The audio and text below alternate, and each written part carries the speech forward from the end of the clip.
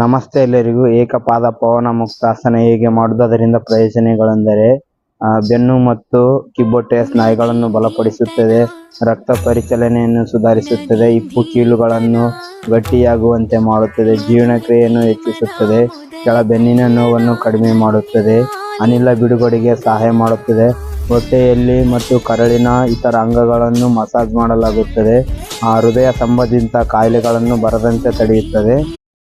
ನಮಸ್ತೆ ಎಲ್ಲರಿಗೂ. ಏಕಪಾದ ಪವನ ಮುಕ್ತಾಸನ ಹೇಗೆ ಮಾಡುವುದು, ಅದರಿಂದ ಪ್ರಯೋಜನಗಳೆಂದರೆ ಬೆನ್ನು ಮತ್ತು ಕಿಬ್ಬೊಟ್ಟೆಯ ಸ್ನಾಯುಗಳನ್ನು ಬಲಪಡಿಸುತ್ತದೆ, ರಕ್ತ ಪರಿಚಲನೆಯನ್ನು ಸುಧಾರಿಸುತ್ತದೆ, ಹಿಪ್ಪು ಕೀಲುಗಳನ್ನು ಗಟ್ಟಿಯಾಗುವಂತೆ ಮಾಡುತ್ತದೆ, ಜೀರ್ಣಕ್ರಿಯೆಯನ್ನು ಹೆಚ್ಚಿಸುತ್ತದೆ, ಕೆಳಬೆನ್ನಿನ ನೋವನ್ನು ಕಡಿಮೆ ಮಾಡುತ್ತದೆ, ಅನಿಲ ಬಿಡುಗಡೆಗೆ ಸಹಾಯ ಮಾಡುತ್ತದೆ, ಹೊಟ್ಟೆಯಲ್ಲಿ ಮತ್ತು ಕರಳಿನ ಇತರ ಅಂಗಗಳನ್ನು ಮಸಾಜ್ ಮಾಡಲಾಗುತ್ತದೆ, ಹೃದಯ ಸಂಬಂಧಿತ ಕಾಯಿಲೆಗಳನ್ನು ಬರದಂತೆ ತಡೆಯುತ್ತದೆ.